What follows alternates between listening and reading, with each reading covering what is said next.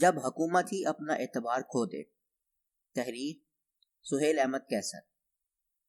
سب کچھ بے معنی سا ہو کر رہ گیا ہے۔ اعلیٰ ترین سطح پر بھی دن رات جھوٹ ہی سننے کو مل رہا ہے۔ عوام کو ایمانداری اور کفایت شعاری سے زندگی گزارنے کی تلقین کی جا رہی ہے اور خود مختلف ہیلے بہانوں سے قوم کو دونوں ہاتھوں سے لوٹا جا رہا ہے۔ کوئی ایک ادارہ بھی ایسا نہیں بچا جس کی کوئی کریڈیبلٹی باقی رہ گئی ہو۔ مہنگائی الگ سے عام آدمی کی سانس کھینچ رہی ہے۔ حقیقت تو یہ ہے کہ اب کچھ سمجھ میں ہی نہیں آ رہا کہ آخر یہ سب ہو کیا رہا ہے۔ حکومت اپنی کرنی پر آئے تو سپریم کورٹ کے احکامات بھی ماننے سے انکاری ہو جائے۔ آئین کی گارڈین سپریم کورٹ نے حکم دیا کہ 14 مئی کو پنجاب میں انتخابات کرائے جائیں، لیکن پوری حکومتی مشینری اس حکم کے خلاف ڈٹ کر کھڑی ہو گئی کہ ہم اس حکم کو نہیں مانتے۔ اس حکم کی تعمیل کے لیے ایسی شرائط پیش کی جا رہی ہیں کہ نہ تو 9 من تیل ہوگا اور نہ ہی رادھا ناچے گی۔ قوم کو باور کرایا جا رہا ہے کہ سپریم کورٹ کا حکم غیر آئینی اور ملک و قوم کے مفادات کے خلاف ہے، اس لیے اسے نہیں مانا جا سکتا۔ وزیر داخلہ ببانگ دوہل کہہ رہے ہیں کہ وہ جو مرضی کر لیں، سپریم کورٹ کی دی گئی تاریخ پر انتخابات نہیں ہوں گے۔ اندازہ لگائیے کہ حکومت ہمیں کہاں تک لے جانے کا تہیہ کر چکی ہے۔ وزیر دفاع صاحب فرما رہے ہیں کہ اگر عدالت نے وزیر اعظم کو توہین عدالت پر نااہل کیا تو حکومت یہ حکم نہیں مانے گی۔ ملک کا وزیر دفاع ٹی وی پروگرام میں بیٹھ کر ملک کے ایک اہم آئینی ادارے کی حکم عدولی کا عندیہ دے رہا ہے۔ مخصوص سیاسی مقاصد کی خاطر اعلیٰ عدلیہ کے ججوں پر ایسے الزامات لگائے جا رہے ہیں کہ خدا کی پناہ۔ آڈیو ویڈیو لیکس ماہرین اپنا کردار بخوبی ادا کرتے نظر آ رہے ہیں۔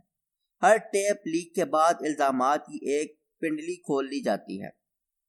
یہ اعزاز بھی ہمارے ملک کے حصے میں ہی آیا ہے کہ انتخابات کرانے کا ذمہ دار ادارہ کہتا ہے کہ وہ الیکشن کرانے کے لیے تیار نہیں ہے۔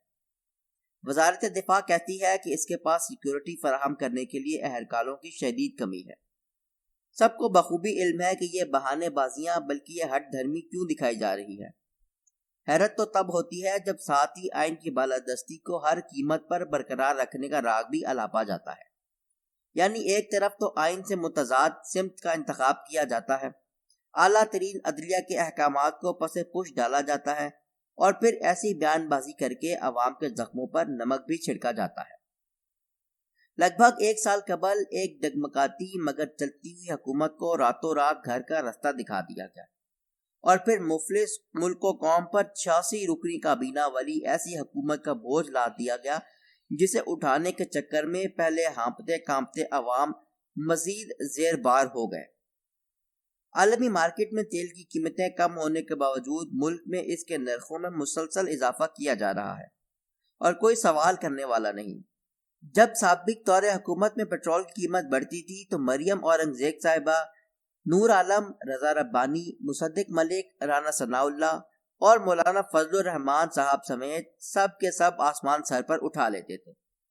تب کی حکومت کو ایسے القابات سے نوازا جاتا تھا کہ اب انہیں دہرایا بھی نہیں جا سکتا۔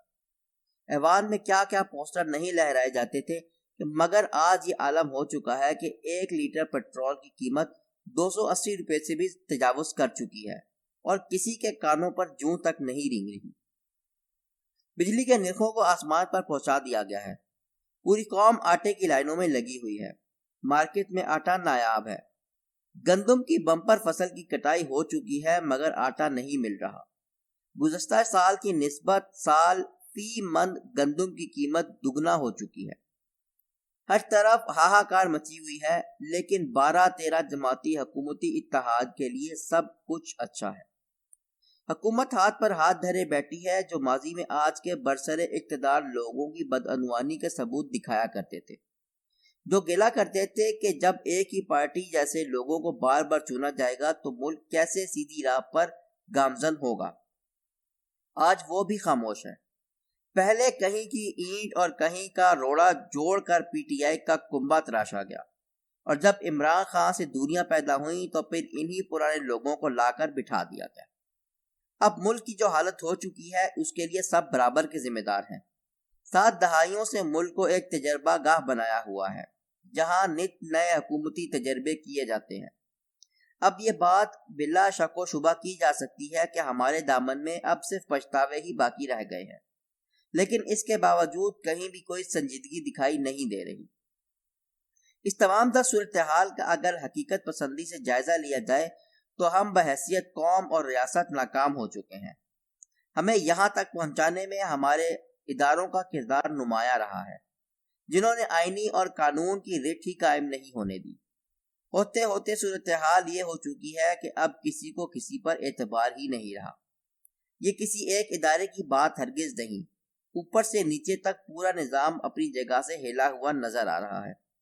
حصول انصاف کی جد و جہد میں لوگوں کی نسلیں کھپ جاتی ہیں، گھر بار بک جاتے ہیں، لیکن انصاف میسر نہیں ہو پاتا۔ کچہریوں میں صبح صبح آنے والے سائلین تمام دن بیٹھ بیٹھ کر کل دوبارہ آنے کے لیے مایوس اپنے گھروں کو لوٹ جاتے ہیں۔ ہمارے مسیحا بھی اپنے چاقو چھریاں تیز کیے بیٹھے ہیں۔ برطانوی نشریاتی ادارے کی وہ رپورٹ ذہنوں میں تازہ کر لیں جس میں بتایا گیا تھا کہ پاکستان میں کم از کم 70% تک ٹیسٹ بلا وجہ لکھ دیے جاتے ہیں۔ بظاہر اس کا مقصد اپنے کمیشن کے علاوہ کیا ہو سکتا ہے؟ ملاوٹ پر قابو پانے کے ذمہ دار ادارے خود ملاوٹ کے طریقے بتاتے ہیں۔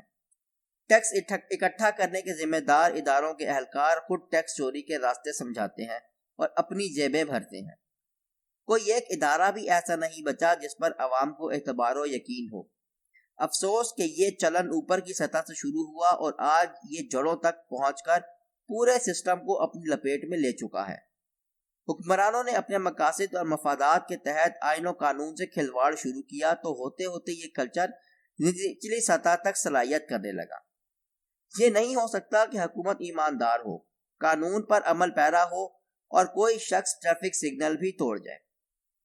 اس کو یہ جرت ہی نہیں ہو سکتی، لیکن جب وہ دیکھتا ہے کہ حکمران اور طاقتور اشرافیہ خود تو عیش کر رہے ہیں تو پھر وہ قانون توڑنے میں کوئی آر نہیں سمجھتا۔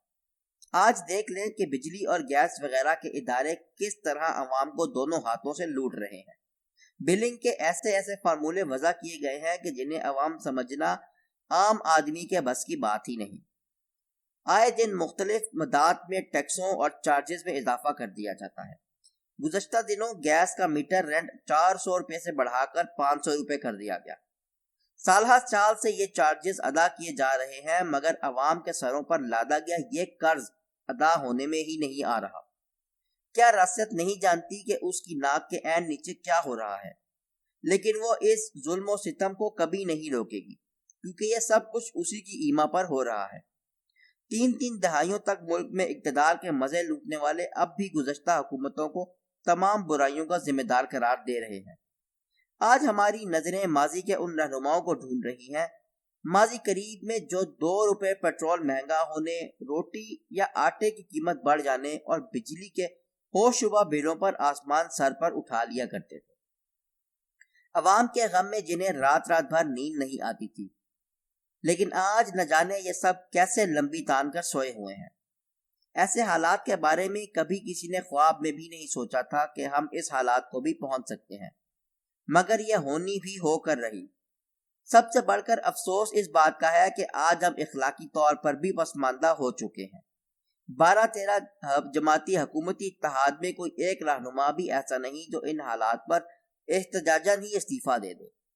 شاید ایسا کوئی منظر دیکھنے کو ملے گا بھی کہ نہیں، کیونکہ ہم بحیثیت قوم مفاد پرست اور اقتدار پرست ہو چکے ہیں۔ ہم صرف اپنے لیے طاقت اور بے تحاشا پیسہ چاہتے ہیں۔